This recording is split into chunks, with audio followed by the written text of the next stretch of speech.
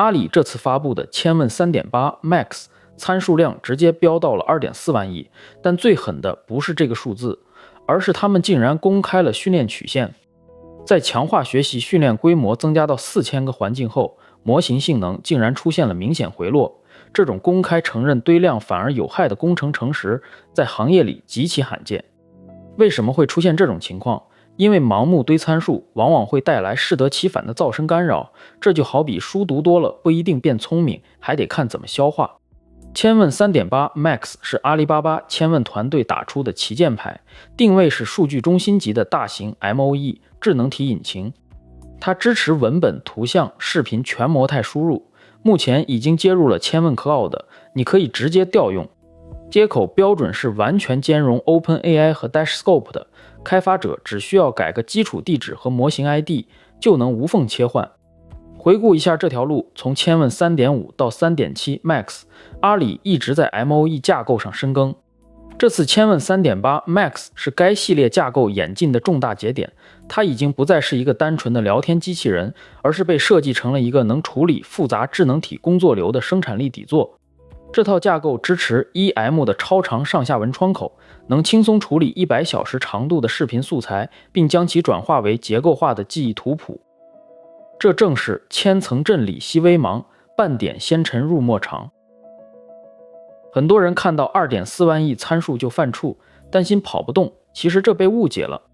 很多人以为 MOE 架构需要 2.4万亿参数全载运行，其实这是误区，它是稀疏激活的。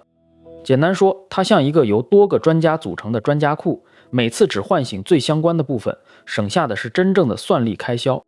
这就带来了显著的生产力差异。通过动态路由，它能以极低的激活代价维持住超大规模模型的知识覆盖范围。参数规模与推理效率在这里实现了脱钩，模型越大，你的调用成本反而可能因为缓存机制变得更低。这就是它作为生产力引擎的本质，它不是为了把硬件撑爆，而是为了在企业级场景下更高效地跑通逻辑。这次推出的显示缓存机制可以说是开发者的降本利器。标准输入每100万 token 收费2美元，但显示缓存的读取价格只要 0.17 美元，直接降了8倍以上。如果你在跑长周期的智能体任务，这套缓存策略能帮你省下大笔重复计算的费用。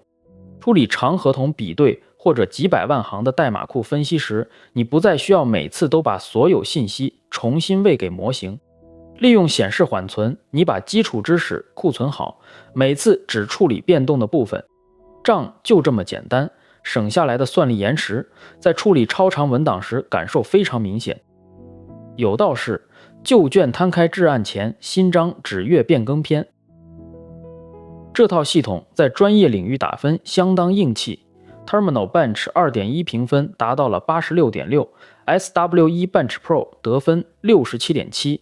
这说明它在编码和逻辑推理任务上已经不仅是能写段子，而是可以独立完成开发工作流的引擎。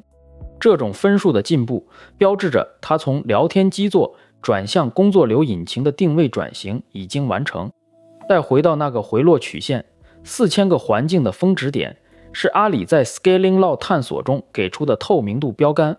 很多团队在训练时，为了追求更好结果，往往会选择无限堆规模，结果适得其反，反而导致模型退化。